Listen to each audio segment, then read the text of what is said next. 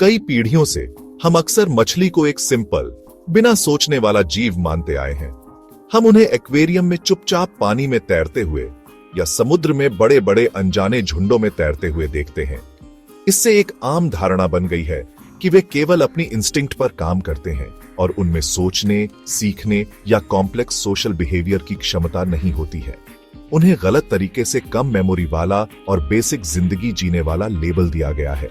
एक ऐसी धारणा जो उन्हें कुत्तों या प्राइमेट्स जैसे जमीन वाले जानवरों से फंडामेंटली डिफरेंट बताती है। लेकिन क्या होगा अगर यह नजरिया सिर्फ इनकम्प्लीट नहीं बल्कि पूरी तरह से गलत है? क्या होगा अगर लहरों के नीचे की शांत दुनिया ऐसे दिमागों से भरी है जो हमारी सोच से कहीं ज्यादा सोफिस्टिकेटेड है? हाल की साइंटिफिक डिस्कवरीज इन पुराने ख्यालों को पूरी तरह से तोड़ रही है। रिसर्चर्स अब लैब के स्टेरिल कंट्रोल्ड एनवायरनमेंट से आगे बढ़कर इन जानवरों को उनके नेचुरल घरों में समझने की कोशिश कर रहे हैं। ये पायनियरिंग स्टडीज बता रही हैं कि मछलियों में कमाल की कॉग्निटिव एबिलिटीज होती है जो लंबे समय से हमारी नजर से छिपी हुई थी। सच तो यह है कि हमने मछली को जिस तरह से स्टडी किया है उसने हमारी समझ को लिमिटेड कर दिया है। उन्हें उनकी कॉम्प्लेक्स डायनामिक दुनिया से निकालकर एक सिंपल टैंक में रखकर हम अनजाने में उन बिहेवियर को दबा देते हैं जो उनकी ट्रू इंटेलिजेंस को दिखाते हैं। मरीन बायोलॉजी की दुनिया से लेटेस्ट फाइंडिंग हमें एक गहरा सवाल पूछने पर मजबूर कर रही है। क्या मछलियां अनइंटेलिजेंट हैं या हम उनकी स्मार्टनेस को नापने में ही खराब रहे हैं? इस नई समझ की चाबी मछली को वहीं ऑब्जर्व करने में है जहां वे सच में रहती हैं, वाइल्ड में। जरा सोचिए, एक भेड़िए की कॉम्प्लेक्स पैक डायनामिक्स को समझने की कोशिश करना, उसे एक छोटे पिंजरे में अकेले स्टडी करके। आप वह सब कुछ मिस कर देंगे जो उसे भेड़िया बनाता है। इसी तरह एक खाली लैब टैंक में मछली स्ट्रेस्ड होती है और उनमें नेचुरल ट्रिगर्स की कमी होती है जो उनके दिमाग को स्टिम्युलेट करते हैं। उन्हें ना तो खाना ढूंढना होता है, न शिकारियों से बचना होता है और न ही कॉम्प्लेक्स सोशल हायरार्की को नेविगेट करना होता है। केवल तभी जब उन्हें अपने एनवायरनमेंट की रियल वर्ल्ड चुनौतियों का सामना करना पड़ता है, उनकी प्रॉब्लम सॉल्विंग स्किल्स, मेमोरी और एक दूसरे से सीखने की क्षमता सच में सामने आती है, जो कॉग्निटिव डेप्थ की एक ऐसी दुनिया दिखाती है जिसके बारे में हमें कभी पता ही नहीं था। यह नजरिया सिर्फ एक छोटा साइंटिफिक अपडेट नहीं है, यह एनिमल किंगडम के एक बहुत बड़े हिस्से को देखने के तरीके में एक रेवोल्यूशन है। यह हमें उनकी चमकती आंखों और स्केली बाहरी हिस्से से आगे बढ़कर उनके अंदर एक्टिव सोचने वाले जीवों को देखने को कहता है। आज 21 जून 2025 को हम जलीय दुनिया के साथ अपने रिश्ते में एक दिलचस्प मोड़ पर खड़े हैं। हम यह समझना शुरू कर रहे हैं कि मछलियां सिर्फ तैरने वाली ऑटोमेशन नहीं है, बल्कि असल में इंटेलिजेंट इंडिविजुअल्स हैं जिनकी अपनी यूनिक पर्सनैलिटीज और सर्वाइवल की स्ट्रैटेजीज हैं। यह नया ज्ञान हमें और गहराई में जाने और अपने फिन फ्रेंड्स के रिच मेंटल लाइफ को एक्सप्लोर करने के लिए इनवाइट करता है, जो वंडर और सरप्राइज से भरी यात्रा का वादा करता है। मछली की इंटेलिजेंस को उनके नेचुरल हैबिटेट में सही से नापने के लिए साइंटिस्ट्स को एक नए टूल की जरूरत थी। एक ऐसा टूल जो सिंपल हो, नॉन इन्वेसिव हो और मछली को नेचुरली बिहेव करने दे। मछली को पकड़ने और लैब में टेस्ट करने के ट्रेडिशनल तरीके फेल हो रहे थे। तभी वैगनिंगन यूनिवर्सिटी एंड रिसर्च के रिसर्चर्स द्वारा डेवलप किया गया एक कमाल का सिंपल डिवाइस सामने आया, फीडिंग बोर्ड। यह कोई कॉम्प्लेक्स हाईटेक इक्विपमेंट नहीं है, यह एक बहुत ही सीधा साधा टूल है।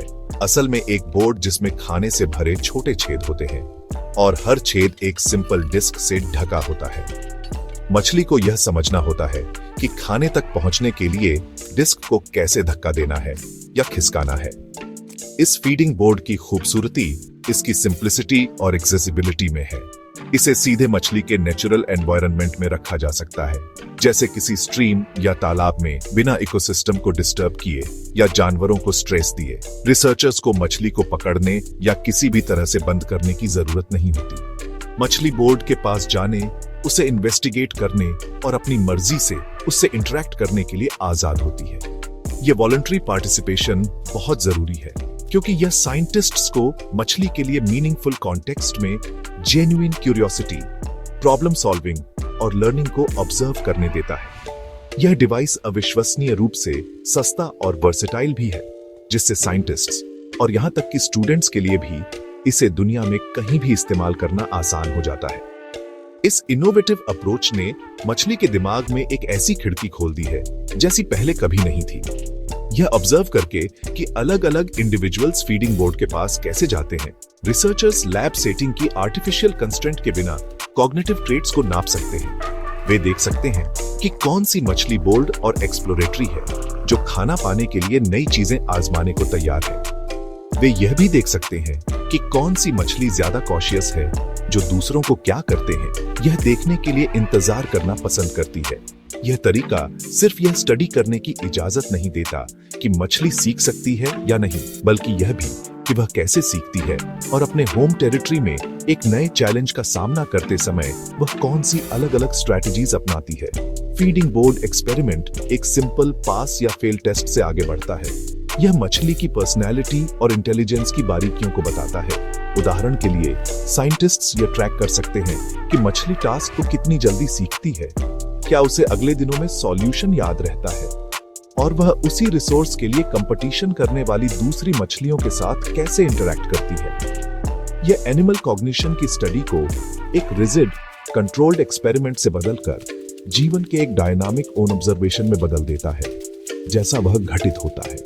इस सिंपल यंत्र ने लैब की दीवारों को प्रभावी ढंग से तोड़ दिया है, जिससे मछली की सच्ची अनइनहिबिटेड इंटेलिजेंस आखिरकार सभी को विजिबल। फीडिंग बोर्ड एक्सपेरिमेंट्स, खासकर गप्पी और 9 स्पाइन स्टिकलबैक जैसी प्रजातियों के साथ, ने कमाल की सोशल डायनामिक्स को उजागर किया है, जो स्ट्रैटेजी के एक प्लेबुक की तरह लगती है। जब बोर्ड्स को उनके हैबिटेट में इंट्रोड्यूस किया गया, तो सभी मछलियों ने एक जैसा बिहेव नहीं किया। एक अलग पैटर्न जल्दी ही सामने आया, जिससे सीखने वाले दो मुख्य प्रकार सामने आए। सबसे पहले पायनियर्स या एक्सप्लोरर्स थे। ये बोल्ड इंडिविजुअल्स थे। वे ट्रेल ब्लेजर जो अपने एनवायरनमेंट में अजीब नई चीज के पास जाने से डरते नहीं थे। वे बहादुरी से बोर्ड की जांच करते, डिस्क पर प्रहार करते और ट्रायल एंड एरर के जरिए छिपे हुए भोजन के स्रोत को खोजने वाले पहले होते। इस डायनामिक के दूसरी तरफ अवसरवादी या स्क्राउंजर थे। इन मछलियों ने एक पूरी तरह से अलग, फिर भी समान रूप से इंटेलिजेंट स्ट्रैटेजी अपनाई। खुद अज्ञात डिवाइस की जांच करने का जोखिम उठाने के बजाय वे पीछे हटकर पायनियर्स को ऑब्जर्व केयरफुली। एक बार जब एक पायनियर ने सफलतापूर्वक यह पता लगा लिया कि भोजन कैसे प्राप्त करना है, तो अवसरवादी जल्दी से तैरकर अंदर आ जाते और नए सामने आए रिसोर्स का एक्सप्लॉइट। यह आलस्य नहीं है, यह एक चालाक लो रिस्क स्ट्रैटेजी है। वे दूसरों को खोज का खतरनाक काम करने देते हैं और फिर इनाम बटोरते हैं, अपनी एनर्जी बचाते हैं और नई चीज से जुड़े संभावित खतरों से बचते हैं। मछली समुदाय के भीतर भूमिकाओं का यह विभाजन एक कॉम्प्लेक्स सोशल इंटेलिजेंस को उजागर करता है। यह दिखाता है कि मछली सिर्फ एक ही तरह के इंडिविजुअल्स का एक होमोजीनियस ग्रुप नहीं है। इसके बजाय उनमें अलग अलग पर्सनालिटीज और कॉग्निटिव स्टाइल्स होते हैं, जो उनके समाज को आकार देते हैं।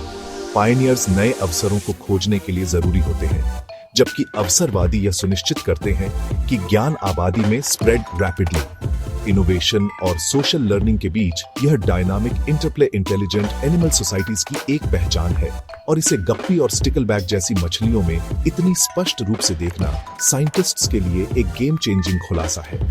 इसके अलावा यह बिहेवियर ऑब्जर्वेशन, सोशल लर्निंग और मेमोरी जैसे एडवांस कॉग्निटिव स्किल्स को दिखाते हैं। अवसरवादी मछलियों को पायनियर क्या कर रहा है, इस पर ध्यान देना होता है। पायनियर की हरकतों और भोजन के दिखने के बीच के कनेक्शन को समझना होता है, और फिर इस जानकारी को अपने फायदे के लिए इस्तेमाल करने के लिए याद रखना होता है।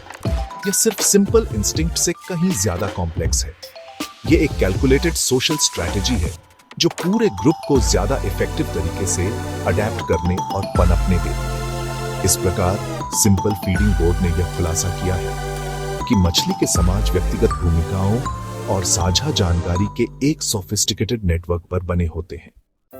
मछली की ट्रू इंटेलिजेंस को हॉलमार्कना एकेडमिक रिसर्च की दुनिया से कहीं ज्यादा दूर तक गहरे इम्प्लीकेशन रखता है। ये फाइंडिंग बायोलॉजी, कंजर्वेशन और एनिमल वेलफेयर के फील्ड के लिए बहुत अहम है। बायोलॉजिकल पॉइंट ऑफ व्यू से यह समझना कि मछली पायनियर्स और अपॉर्चुनिस्ट्स जैसी अलग अलग कॉग्निटिव स्ट्रैटेजीज का इस्तेमाल करती है, हमें इंटेलिजेंस के एवोल्यूशन को बेहतर ढंग से समझने में मदद करता है। यह दिखाता है कि कॉम्प्लेक्स प्रॉब्लम सॉल्विंग और सोशल लर्निंग केवल मैमल्स और बर्ड्स तक ही लिमिटेड नहीं है, बल्कि एनिमल किंगडम की अलग अलग ब्रांच में सर्वाइवल की चुनौतियों का सामना करने के लिए इंडिपेंडेंटली इवॉल्व्ड हुई है, जो सभी वर्टेब्रेट्स में कॉग्निटिव एवोल्यूशन की एक ज्यादा रिच पिक्चर पेश करती है। कंजर्वेशन के दायरे में यह नॉलेज एक गेम चेंजर है।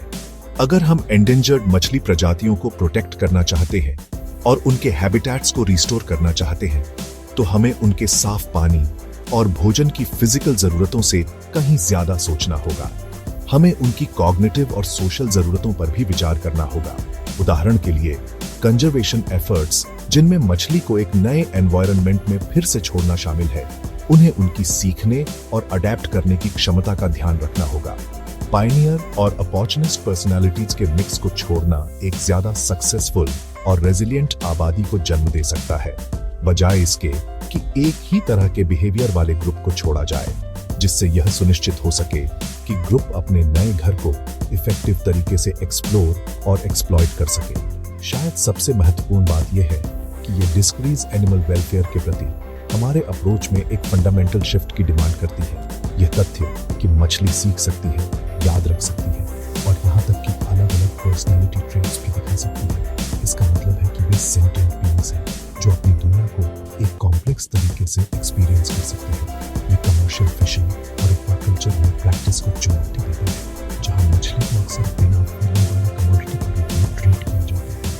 उनकी इंटेलिजेंस को स्वीकार करने का मतलब है कि हमारी एक बड़ी एथिकल रिस्पॉन्सिबिलिटी है उन्हें ह्यूमन तरीके से ट्रीट किया जाए, एनवायरनमेंट के साथ जो मेंटल स्टिमुलेशन प्रदान करते हैं और स्ट्रेस और सफरिंग को कम करते हैं, चाहे वे फार्म में, लैब में हो या घर के एक्वेरियम में हो। आखिर में मछली की इंटेलिजेंस का खुलासा नेचुरल वर्ल्ड से हमारे कनेक्शन को बढ़ाता है। ये हमें, खासकर साइंस के स्टूडेंट्स को, अपने आसपास के जानवरों को ज्यादा क्यूरियोसिटी और रिस्पेक्ट के साथ देखने के लिए इनकरेज करता है। ये स्टडीज दिखाती हैं कि सबसे कॉमन क्रिएचर्स भी आश्चर्यजनक सीक्रेट्स छुपा सकते हैं। विनम्रता, जिसे अक्सर एक सिंपल स्टार ट्रेट के रूप में देखा जाता है, सामने एक सोफिस्टिकेटेड सोशल स्ट्रेटजिस्ट है। ये पावरफुलनेस हमें सिखाता है इंटेलिजेंस कई रूपों में होती है और हमारे घर को शेयर करने वाले जानवरों के दिमाग के बारे में अभी भी बहुत कुछ जानना बाकी है। सिर्फ तैरने वाली चीजें नहीं है, बल्कि रिच इनर लाइफ वाले साथी